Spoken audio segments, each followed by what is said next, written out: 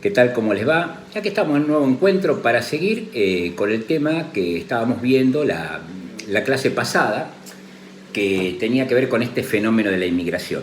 Hoy lo que yo les quiero plantear es ver aproximadamente, bueno, cómo llegaba el inmigrante acá, dónde se fue alojando por iniciativa, lógicamente está del gobierno, en qué zonas también luego se fueron ubicando algunos, y más o menos qué consecuencias trajo todo esto, ¿no? El tema de la inmigración, lo vamos a seguir viendo en los próximos encuentros también, con lo que tiene que ver la formación de los grupos obreros o de defensa que tenía el inmigrante ante el Estado. Bueno, ante todo acá cumple un rol muy importante lo que tiene que ver dentro de la segunda revolución industrial, los adelantos que se van a plasmar en lo que tiene que ver el transporte, ¿no es cierto? Nosotros tenemos que tener en cuenta que aproximadamente para 1850 un viaje de lo que tenía que ver Europa hacia el Río de la Plata tardaba unos 30 días. Y luego de todos estos adelantos que tuvimos, podemos decir que para 1930 este viaje terminaba realizándose en 13 días. Pero ¿qué pasaba con este inmigrante donde se había publicitado en Europa la llegada de los mismos al Río de la Plata? ¿Cómo llegaba o dónde se alojaba? Bueno, hubo distintos lugares hasta que se termina de construir lo que es el Hotel de Inmigrante.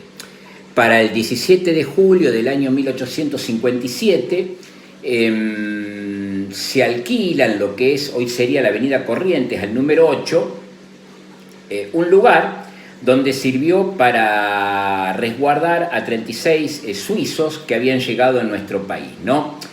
Ya para lo que tiene que ver la etapa del gobierno de Nicolás Avellaneda, que es la que nosotros nos abocamos y la que más nos interesa, para el 5 de enero de 1874, en Palermo, ya acá tiene intervención, lógicamente, lo que es el municipio, se rentan unas 8 manzanas donde se colocan casillas y carpas. Las carpas tenían más o menos la posibilidad de albergar en las mismas entre 15 y 30 personas, de las que llegaban de la inmigración, ¿no?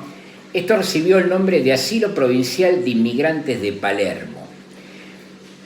No fue suficiente, lo que llevó al gobierno a alquilar una quinta muy grande que se encontraba en la avenida Las Heras, entre lo que sería Bustamante y Billingur, que era la Quinta Bollini. Esto para el mismo periodo, ¿no? Creo que el contrato se realizó el 27 de enero de 1874, pero no trajo muy buenas consecuencias el mismo. ¿Por qué? Porque se despertó en la misma, y esto tuvo que ver también por el hacinamiento de los inmigrantes que se encontraba en el lugar, una epidemia de cólera, lo que llevó al gobierno a desalojar a los inmigrantes que había en el lugar. Parece que las epidemias nos vienen persiguiendo, ¿no es cierto? Y más que nada, entre los años 1874 y lo que sería el año 1882, alojar a los inmigrantes que llegaban a lo que era el Hotel El Cerrito. Bien, no solamente el Hotel El Cerrito sirvió como alojamiento de estos inmigrantes, sino que también, y esto siempre tiene que ver con la gran llegada de inmigrantes que se producía al país, otros fueron alojados en asilos, así se los denominaba, como fue el Asilo San Fernando, que duró hasta 1890 aproximadamente, estaba en la localidad bonaerense de San Fernando, y lo que era el Hotel La Rotonda. Estos, en el caso del Hotel La Rotonda, ya para que ustedes se puedan ubicar y los que conocen, sería la actual estación de lo que sería el Ferrocarril General Belgrano, ¿no? Ahí se encontraba este lugar. Bueno, todo esto duró, estos primeros lugares de asilo de los inmigrantes, hasta el año 1911. En el año 1911, el presidente Roque Sáenz Peña inaugura lo que se llama el Hotel de Inmigrantes. Yo creo que esto debe haber sido algo imponente, ¿no? Para aquellos que llegaban desde Europa y al ingresar al Río de la Plata veían un semejante edificio, ¿no? Construido de color blanco, debería ser imponente. También tenemos que recalcar algo en cuanto a lo que tenía que ver el viaje. En el viaje se suscitaban problemas, fallecían personas, obviamente. El inmigrante, pensemos que siempre viajó en clase de lo que sería en tercera clase, ¿no? Y en la isla Martín García se habían construido, como yo les dije, y si alguno tuvo la oportunidad de estar en este lugar, en su cementerio crematorios. Esto tenían que ver porque si llegaban enfermos se hacía como una escalada en la isla Martín García, donde el enfermo pasaba una cuarentena. Si fallecía, esos hornos, lógicamente, cumplían con el rol de cremar el cuerpo.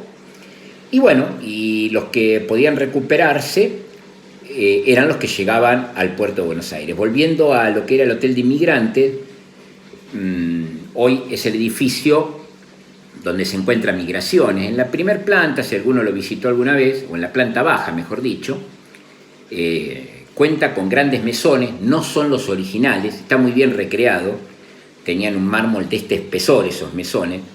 Según lo que yo pude averiguar, lo que me han contado la vez que lo visité, durante la dictadura militar llegaron unos camiones y se llevaron esas mesadas de mármol principalmente. Ahí quedan lo que serían recreado, lo que es un comedor, y en el primer piso funcionaban lo que eran los dormitorios, con unas camas tipo cucheta, muy simples, ¿no? Con tirantes de cuero, y elementos que utilizaban los médicos también para revisar a aquellos inmigrantes que habían llegado a la ciudad de Buenos Aires. El predio ocupa 6 hectáreas en lo que sería hoy Puerto Nuevo, y todo estaba estipulado con horarios. Piensen que esto podía albergar a unos 2.000 inmigrantes. Es decir, que la merienda para los niños se daba a partir de las 15 horas y ya a las 18 comenzaba lo que era la cena. Acá el inmigrante no estaba por mucho tiempo, estaba aproximadamente por unos 5 días, donde se lo ubicaban las zonas o quienes eran requeridos, ¿no? Por ejemplo, en el caso de algunos italianos que conocían el tema de la vitivinicultura, de la vid, eran trasladados a la provincia de Mendoza San Juan, donde se radicaban para estos quehaceres, ¿no? El alojamiento, lógico está, que corría por parte del Estado Nacional. Bien, la gran mayoría, en número de estos inmigrantes, fueron italianos y españoles. En el caso de los italianos, más allá de Buenos Aires, la comunidad fue muy importante, así como lo marcan los ingresos de los mismos. Cualquiera de nosotros podríamos consultar por algún antepasado que ha llegado a nuestro país, que está documentado, ¿no? Fueron importantes no solamente en Buenos Aires, como decía, sino que también en Santa Fe y Rosario. Y esto tiene que ver con la gran actividad de tipo agrícola y portuaria que desarrollaba el lugar. Otra cosa que Fernando Devoto comenta con respecto a la inmigración italiana en general, todos estos temas, además está decirle, ustedes se pueden guiar por los capítulos que yo les recomendé del libro de Fernando Devoto. Hasta 1894 podemos decir que la inmigración italiana fue principalmente del norte. Esto lo podemos decir. Y otro grupo importante, lógico, fueron los españoles, ¿no? Que vinieron de lo que es Galicia, Castilla, Asturias y del País Vasco. Podemos decir qué tipo de consecuencias trae para nuestro país esta inmigración. Bueno, primeramente la urbanización. Uno pensó que estos inmigrantes se iban a trasladar a esas tierras del sur que se habían ganado, ¿no? Pero esta inmigración fue netamente urbana, o sea que el proceso urbano creció vertiginosamente. Por otro lado, fue importante la mano de obra. Recordemos que Argentina entraba en lo que era, o se insertaba en esta segunda revolución industrial como un país agroexportador. Y no nos tenemos que olvidar para nada las ideas, principalmente del anarquismo y del socialismo, que trajeron los mismos, que ante un Estado que estaba completamente desprotegido de leyes ante esto. Después vamos a ver qué va a pasar a raíz del próximo tema que tenemos que ver, que tiene que ver con el surgimiento del movimiento obrero, ¿no? Aplicando inclusive leyes, si se pueden considerar antidemocráticas, por así llamarlas, para este entonces, como por ejemplo lo que tuvo que ver la ley de residencia, que vamos a ir viendo, para frenar los reclamos obreros que comienzan a gestarse a partir de la presidencia de Avellaneda. Y otro tema es el surgimiento de lo que nosotros conocemos como conventillos, ¿no? Posterior a 1880, la ciudad fue creciendo alrededor de lo que tiene que ver el puerto. Un puerto que quedó chico, un puerto que, como nosotros también vamos a tratar, fue gestionado por el vicepresidente de la Nación del primer gobierno de Julio Argentino Roca, que estuvo entre 1880 y 1886, que fue Francisco Madero. La poca capacidad de almacenamiento, lo que tiene que ver la poca profundidad, hizo que posteriormente se fueran creando puertos hacia lo que tiene que ver el interior del río Paraná. Y bueno, el caso más claro que tenemos es el puerto de aguas profundas de Campana, que era promocionado en los diarios de la época y donde se había instalado el frigorífico que ya nosotros hemos visto. Con respecto a los conventillos, tuvo lugar en el surgimiento de las antiguas casonas españolas que contaban con un gran patio central y muchas habitaciones a su alrededor. ¿Y por qué en este lugar? Bueno, para esto tenemos que remitirnos a algo que ocurrió, que ya vimos durante la presidencia de Sarmiento, que tuvo que ver la epidemia de fiebre amarilla. Sus propietarios fueron abandonando estos lugares y fueron edificando en la zona norte, lo que sería la zona de Recoleta actualmente, ¿no? Y bueno, estos lugares quedaron en manos de un testaferro que decidió dividir la propiedad, lógicamente, y alquilar por pieza. O sea, al inmigrante le fue imposible acceder a lo que tiene que ver la tierra, lógicamente, y menos a la propiedad. Entonces, de esta manera surgieron lo que eran los conventillos. Muy populares, si tenemos que ubicarlos, para este entonces los barrios de San Telmo, lo que sería actualmente, Montserrat y San Cristóbal. Actualmente nos quedan dos, con su fisonomía original, uno sobre la calle Defensa en el barrio de San Telmo y otro está ubicado sobre la calle Caminito en el barrio popular de La Boca, donde se encuentra un lugar de venta de souvenirs, ¿no? Pero se mantienen como eran hasta ese entonces. Otro tema importante es, para este entonces, ¿podemos hablar de clases sociales? Yo me volcaría que no. Lo que sí podemos hablar es de grupos. Por ejemplo, el grupo ganadero, representado por la gente que concurría al Jockey Club, la gente que estaba representada por el Club El Progreso, por ejemplo, ¿no? Por dar algún tipo de ejemplo, o los que constituían la sociedad rural. Después otro grupo importante era lo que se llamaba la gente distinguida. Bueno, la gente distinguida eran los importantes terratenientes que tenía nuestro país, que estaban relacionados también con estos grupos ganaderos, ¿no? Los Alzagunzué, los Ortiz Basualdo, los Anchorena, los Martínez de Hoz. Y después se encontraba lo que uno podía llamar el populacho o la chusma, que constituía lo que era el medio pelo dentro de todo esto. Así todo, nosotros podemos ver distintos lugares donde se fueron ubicando los inmigrantes que llegaban al país. Por ejemplo, si nosotros vemos en las provincias de Entre Ríos, Santa Fe, lo que sería también, bueno, primero en estas provincias para no mezclarnos, ahí tenemos presencia de lo que son alemanes, tenemos presencia de lo que son suizos, tenemos presencia de lo que son franceses y obviamente la masa mayoritaria italianos y españoles.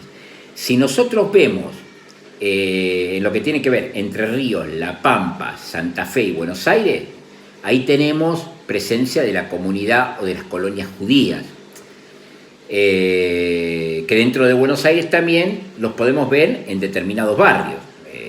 Lo que tiene que ver, por ejemplo, en lo que es la ciudad de Buenos Aires, en lo que nosotros denominamos hoy la zona de Once, ahí se ubicó mayoritariamente lo que tiene que ver la comunidad judía, ¿no? En la Patagonia, en lo que tiene que ver Chubut, desde 1865, tenemos la presencia de los galeses, ¿no? Principalmente ubicados en lo que tiene que ver la zona de Madrid. Y bueno, y también lo vemos esto en Mendoza y San Juan, donde hay presencia fundamentalmente italiana y española, y son los que contribuyeron en gran parte a lo que es el desarrollo de la industria vitivinícola. Yo en otro corto ya les había mencionado más o menos lo que de algunos apellidos ilustres, pero por ejemplo el caso de Bianchi, el caso de Rutini, el caso de Giol, el caso de Peñaflor, y se me estarían escapando un montón de nombres, ¿no? Que fueron importantes en cuanto a lo que es la industria vitivinícola en nuestro país. Gargantini, que me viene en mente otro más, ¿no? Y si uno se pregunta también, ¿fueron importantes estos inmigrantes en lo que tiene que ver el aspecto arquitectónico de la ciudad de Buenos Aires? Sin duda, sin duda. Esto nosotros lo vemos reflejado en tanto en la influencia de la arquitectura española, que uno especialmente lo ve en lo que es Avenida de Mayo, y sin duda en lo que tiene que ver la arquitectura francesa, que uno lo ve sobre el Libertador, en los edificios, por ejemplo, que hoy ocupan las embajadas, antiguos edificios de la oligarquía porteña, ¿no? Y sobre 9 de julio también. Otra característica que podemos hablar de lo que tiene que ver esta inmigración es que en un principio fue endogámica. ¿Qué quiere decir? Que esta inmigración tendió a casarse con integrantes de su misma comunidad. Esto después es un proceso que se va a romper, ¿no? Y bueno, y sobre todo vamos a ver, durante la primera presidencia de Roca, esa idea tanto en lo educativo y en lo que tiene que ver lo social, de romper con ciertas cosas que traía el Estado hacia este momento. Esto también forma parte, ¿no?, de lo que nosotros denominamos la construcción del Estado Nacional. Yo me estoy basando en algunos libros de inmigración que he manejado a lo largo de lo que fue mi carrera, principalmente con lo de Fernando Devoto, que yo les di a ustedes como materiales, que tiene muy bien apuntado a qué capítulos ver en cuanto a lo que es el tema de inmigración. Yo ya la próxima clase voy a abordar el tema principalmente de lo que tiene que ver la formación de las organizaciones obreras, y no solamente de esto, también cómo se fue armando el inmigrante como defensa a través de lo que son las sociedades, ¿no?, que nucleaban a su comunidad. ¿Y podemos hablar de tipo de inmigración? Sí, podemos hablar de tipo de inmigración. Yo estoy siendo breve en todos estos comentarios, ¿no? Y espero que ustedes lo vayan siguiendo como siempre, y les vuelvo a repetir, a su disposición ante cualquier mensaje que me quieran enviar. Si les soy claro, 10.000 puntos, porque mucho mejor para ustedes, y siempre dispuesto a consultar cualquier interrogante que ustedes tengan. Yo les decía que podemos hablar de tipo de población, sí. Por ejemplo, entre ellos podemos destacar a los pobladores, que son los que venían, lógicamente, desde Europa u otros lugares, para radicarse en nuestro país. Después estaban los llamados. Bueno, los llamados son aquellos que venían o por los mismos inmigrantes que se encontraban en el lugar, que los atraían hacia esta tierra, o también pueden ser llamados por otros comerciantes. Después tenemos los que se denominaban artífices, medieros, profesionales, que llegaban por algún tema específico. Podemos hablar tanto del ferrocarril como tiene que ver la construcción de la obra pública encabezada por el Estado principalmente, ¿no? A partir de 1880 es importante, y por lo que tiene que ver también el tema del telégrafo. Después teníamos los medieros que llegaban al país contratados principalmente por hacendados bonaerenses, ¿no?, que firmaban un contrato de 3 años, venían con sus propias herramientas y participaban en una cierta ganancia o un porcentaje de la tierra que trabajaban. Y por último tenemos que hablar de lo que son los braceros, que son aquellos que venían temporalmente y especialmente a lo que era juntar la cosecha. Bueno, estos son los tipos de inmigrantes que nosotros podemos clasificar. Bueno, en el encuentro que viene, entonces voy a seguir un poquitito más con el tema de inmigración y vamos a abordar en esta charla que estamos promediando entre 20 y 25 minutos, lo que tiene que ver la formación de las organizaciones obreras y los distintos nombres que fueron tomando estas organizaciones, tanto de origen socialista como anarquista, en qué coincidían, en qué se diferenciaban, y si tenían algún medio. La imprenta va a ser un medio valiosísimo también para poder difundir esta idea, para poder transmitirlas. Obviamente que los tenían, y vamos a ver qué distintas publicaciones editaban las mismas. Bueno, espero que comiencen muy bien la semana. Les mando un afectuoso saludo y a su disposición para lo que ustedes requieran. Hasta luego.